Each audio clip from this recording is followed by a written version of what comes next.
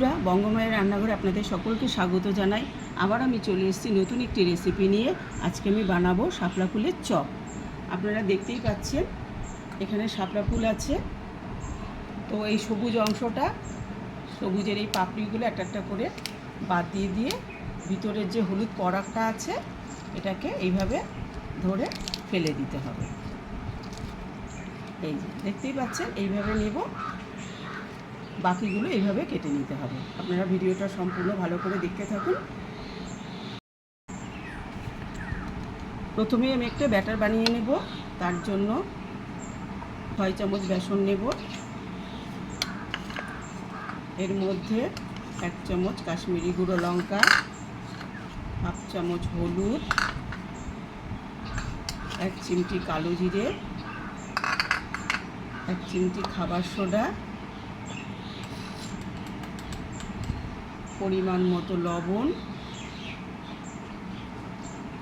1 চামচ অ্যারারুট। এগুলো খুব ভালো করে মিশিয়ে পরিমাণ মতো জল দিয়ে এটাকে মাখিয়ে নেব।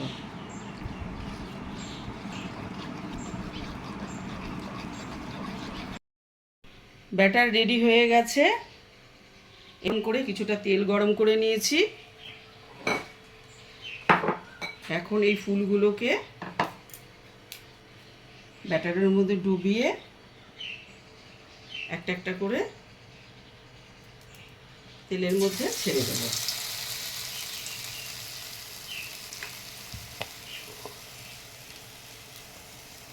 একটু ডিপ ফ্রাই করতে হবে।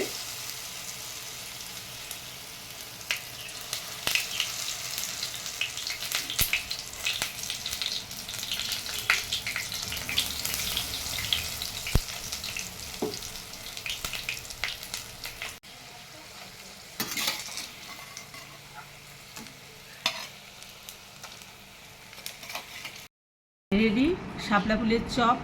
আপনারা কিন্তু বাড়িতে অবশ্যই ট্রাই করবেন। গরম ভাতের সাথে অথবা সন্ধ্যের চায়ের সাথে খুবই ভালো লাগবে। আর ভালো লাগলে অবশ্যই কিন্তু ভিডিওটা ভালো লাগলে একটা লাইক, শেয়ার, কমেন্টস করবেন। আর চ্যানেলটি যারা এখনও সাবস্ক্রাইব করেননি অবশ্যই সাবস্ক্রাইব করে নেবেন। অনেক ধন্যবাদ।